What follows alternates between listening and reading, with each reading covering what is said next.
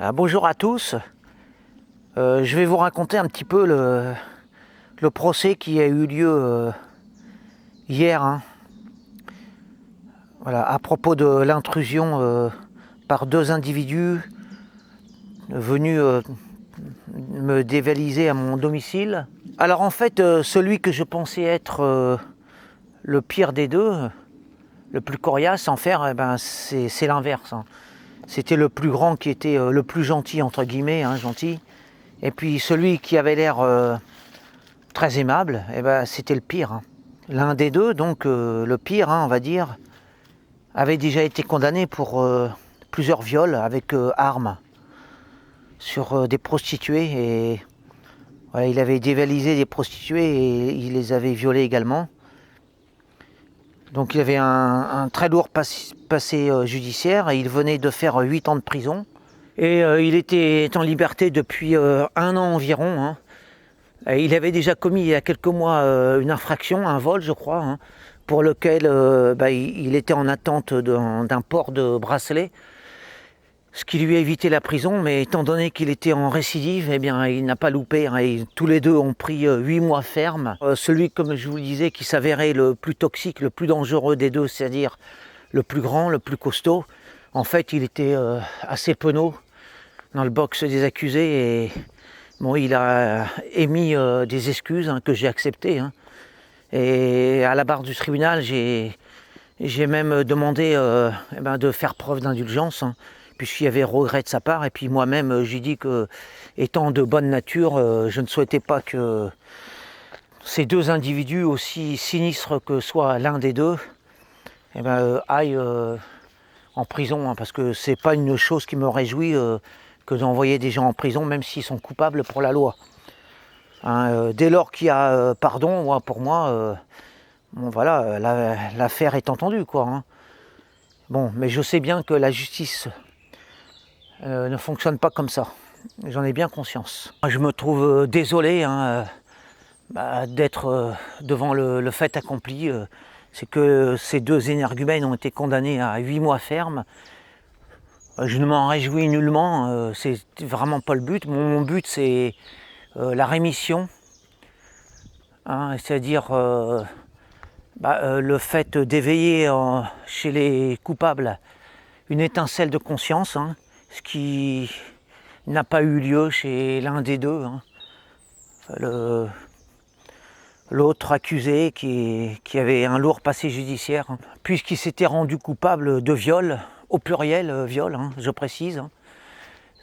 Et dans le box des accusés, j'observais ce personnage et finalement je l'ai perçu assez sinistre. J'étais peiné pour lui, hein. Non pas pour la peine qu'il allait avoir, mais pour le fait qu'il était ce qu'il était, hein. C'est-à-dire qu'en fait ça avait l'air de lui faire ni chaud ni froid, hein, le fait d'être dans le banc des accusés et bon, pour un vol en réunion. Et il m'a fait sembler taciturne, sombre. Il était présent, tout simplement, quoi, comme il aurait été présent pour n'importe quoi d'autre. Et ce que je veux dire par là, c'est que on sentait bien l'absence de remords, hein. Lui, il était là comme une fatalité, hein, alors que l'autre a exprimé des remords. Je pense qu'ils étaient sincères. Ça ne m'enchante absolument pas. Et même, je vais vous dire, ça va faire bondir certains d'entre vous, mais même ça me culpabilise d'être là en liberté, de pouvoir jouir pleinement de ma liberté, pendant que ces deux zigues sont enfermés pour 8 mois. C'est pas ce que je voulais. Moi, j'aurais préféré qu'ils aient le bracelet électronique, qu'ils aient une amende, mais guère plus. Je pense que la sanction a été bien lourde, parce qu'il s'agissait alors dans l'un des cas d'un récidiviste, et dans l'autre cas, il avait un long casier judiciaire. Donc la justice a eu la main lourde dans ce cas-là, alors que je pensais, après réflexion, que finalement, il ne goûterait pas un jour de prison, hein. Bon, alors, en même temps, j'ai eu... lors du procès, on a pu discuter avec la sœur donc, du violeur, hein, qui est était une femme très bien, hein, très honnête, avec enfants, bien rangés, aucun problème. Bon, tout ça, c'est désolant pour tout le monde, je trouve que c'est un gâchis. Hein. Et alors oui, je précise que le premier, qui m'avait l'air dangereux, mais qui ne l'était pas en fait, hein, eh bien en fait, il n'a pas d'affaire judiciaire pour violence. Non, non, c'est juste conduite en état d'ivresse, et puis je ne sais plus trop, j'ai pas bien vu, sûrement vol ou stupéfiant, je ne sais pas trop en fait. Mais celui-là travaillait et gagnait 1800 € par mois. Donc il n'avait aucune raison de venir voler chez nous. Et l'autre touchait le RSA. Donc je ne vois pas de circonstances atténuantes, si ce n'est le goût du risque, du vice, le goût du danger, je ne sais pas. Bon, en tout cas, voilà, c'est consternant et c'est un gâchis pour tout le monde. Et moi y compris, parce que en fait, je n'ai pas du tout l'esprit serein, en sachant que, indirectement et sans le vouloir, hein, j'ai envoyé 2 zigotos en prison.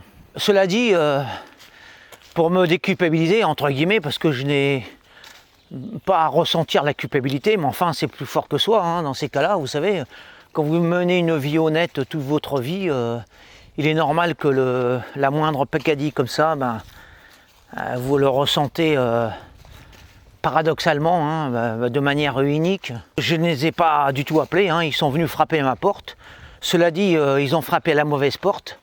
C'est bien leur malchance. Hein. Moi, je n'ai rien demandé, j'étais tranquillement chez moi. Je n'aurais pas demandé de venir me dévaliser.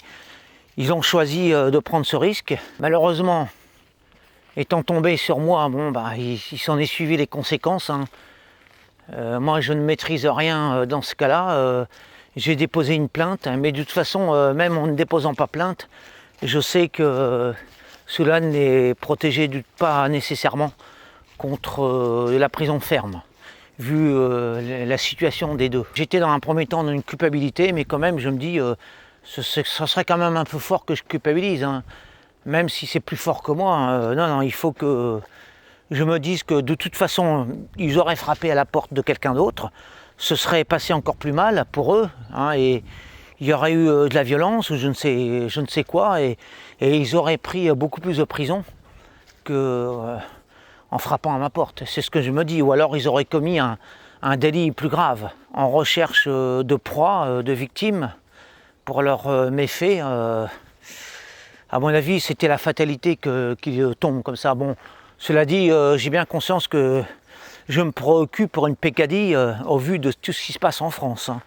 Et que moi, c'est rien du tout. Je sais bien que c'est rien. Mais quand même, ça me touche quand même d'avoir indirectement envoyé derrière les barreaux 2 personnes. Alors pour les faits, je vous dis franchement, je n'ai aucun traumatisme. C'est pas parce que j'ai eu peur que j'ai été traumatisé. On a tous peur dans la vie. Hein. S'il y avait vraiment eu lieu de la violence, des faits vraiment graves, là, bon, je peux comprendre. Mais là, c'est un vol simple.